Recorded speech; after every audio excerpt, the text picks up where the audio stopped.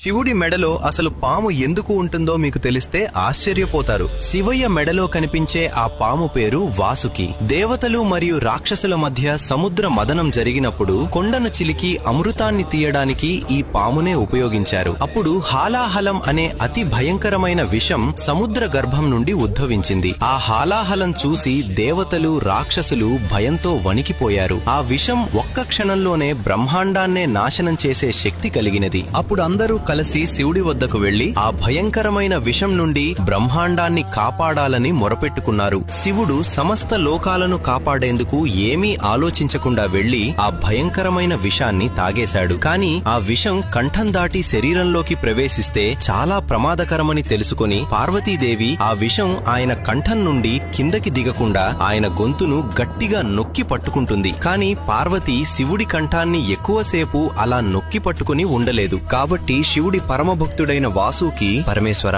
నేను మీ మెడను చుట్టుకుని ఈ విషం కిందికి దిగకుండా ఆపుతాను. అంతేకాదు మీ మెడలో అలంకారంగా మీతోనే ఉండిపోతాను అని వేడుకున్నాడు. శివుడు చిరునవ్వుతో అంగీకరించాడు. అప్పటి నుంచే వాసుకి శివయ్య మెడలో శాశ్వతంగా నిలిచిపోయాడు. ఫ్రెండ్స్, శివయ్య ఆశీస్సుల కోసం అందరూ ఓం నమః శివాయ అని కామెంట్ చేయండి.